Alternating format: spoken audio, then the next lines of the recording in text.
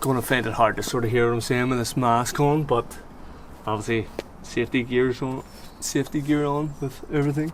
But yeah, those shoes hard chip off old render, old plaster.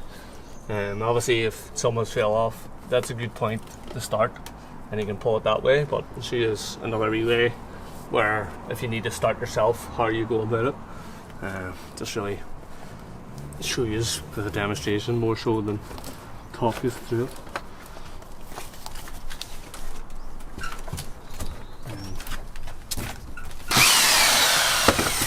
Obviously gloves would be good, so obviously if you're starting, that's a good way to start. But just say you just had to start in the middle, you're just going to have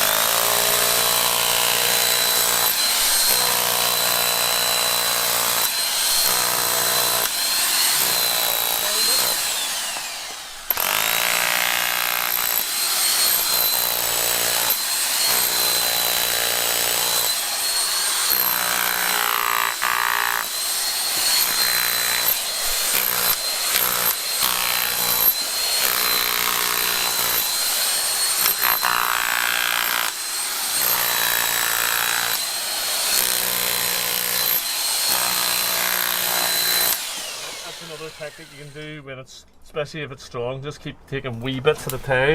There.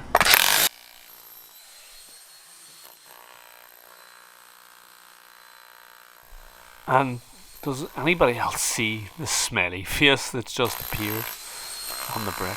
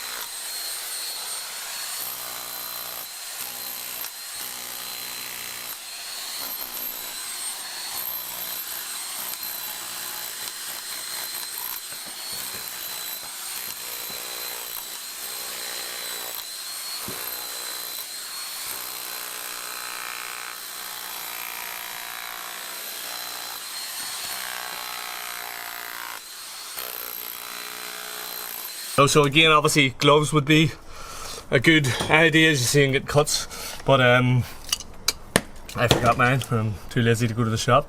But yeah, basically stay on the area, guys. You're better to, even if it gets tight and you know, if you're better just stick with it until you keep going one area so you don't have wee bits to chip off everywhere.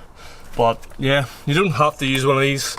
A hammer and bolster will work too. It's just going to be a bit more work and punishment for yourself, but yeah, hopefully that helps some of you.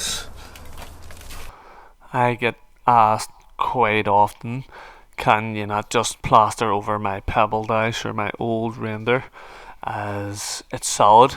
And that might be the case for a lot of it, but let me just show you why I prefer not to render or plaster over old stuff. This here is a render, and it has been rendered over with a sort of like a fine stipple dash, and you can see you're only ever as good as what you plaster over, and the first coat's blown off and the second coat has followed the exact same pattern. Even the exact same cracks have appeared above and below. So when I remove the top layer here, the bottom layer has the exact same cracks in the exact same areas. So it shows you that whatever you plaster over, it will most likely follow suit on what's going on underneath. And this is one of the big reasons why I really don't ever fancy plastering over old render. This render here actually reminds me very much of an old job done a long time ago. And there was a guy cleaning up the floor, and it was like this big patch on a ceiling, and it was obviously an old ceiling with old cornice, so Victorian sort of style. So it would have had the lath and plaster, the gyp lath, and well, you would assume that it's sort of horsehair browning, maybe even bonding if somebody's patched it in, or maybe even a board, because it had some sort of straight cracks and some obviously not so straight.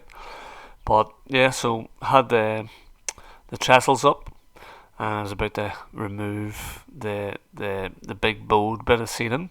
Previous this, I did ask the guy who owned the house to don't go in the room, as this plaster likely will fall, as you can see how much it's bowed, and I'll come whatever day, I think it was like a Thursday, I'll come next Thursday. So if you can keep this room empty, and I'll come in and strip it down and make it safe, obviously strip it down and reboard it. The idea, I think it was going to reboard over, get big screws on.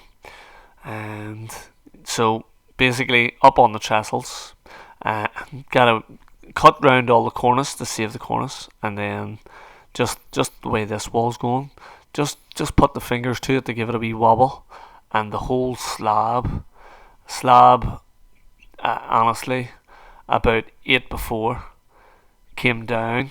The gust of air of it nearly pulled me down off the trestles and planks that it was on, and it hit the ground with such a big crash, a big bang. Just missed the guy that was cleaning up, and it only broke in two. And it was not browning, it was not bonding, it was no lightweight material, it was sand cement. How they actually got it to stay on that ceiling for that amount of time, or whatever amount of time it was, I do not know, but that was just crazy. And had that have hit one of that fella's kids or family, it would have been a bad day.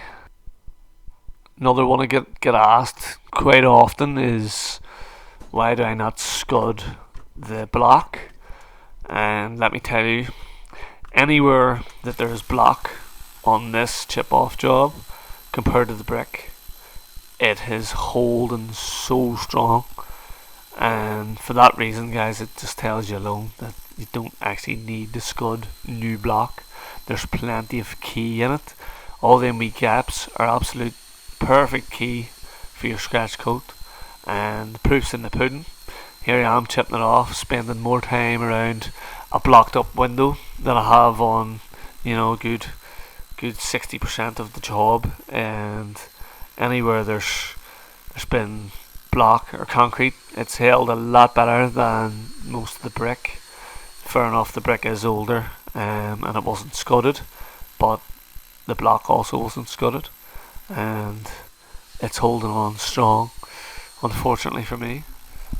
But yeah, I think I've covered everything on chipping off, guys. It really is down to a bit of hard work, unless you get lucky and it's all very boast, and it's nearly jumping itself off the wall, which does happen quite often on some jobs. But a lot of jobs you'll get to, and the peaks will be very solid, or there'll be a part that was patched very well. It was maybe scudded, or probably not SPR, but might have had some type of exterior PVA in, or just a very strong mix, or maybe even slurry coated or something, and it won't come off very easy. But basically what I was saying earlier is, you do have to just have to stick with it, As you see, I'm not moving on anywhere else. I have took all the loose around this, and when I came to the block, I knew it was going to fight me. But you have to stick with it. You can't just leave one patch and then plaster over that. Otherwise, all your levels are off on the wall anyway. Which, believe it or not, some things on these walls had been plastered funny to meet certain bricks and all when they could have just chipped a bit of brick off. Instead of that, they decided to put on mountains of salt and cement around there. But yeah, any questions, feel free to ask. This wee Titan is we can go up picked up, or we drill picked up for chipping off, as my Makita one broke on me and I was unable to repair it, unfortunately. Also did have a healthy one which it also broke on me a long time ago, but it was still drilling. But this one seems to be working not too bad. Used it on a couple of wee small jobs so far. It's not as good as what the Makita was, but again, it's not terrible either. But yeah, if you have any questions, feel free to ask.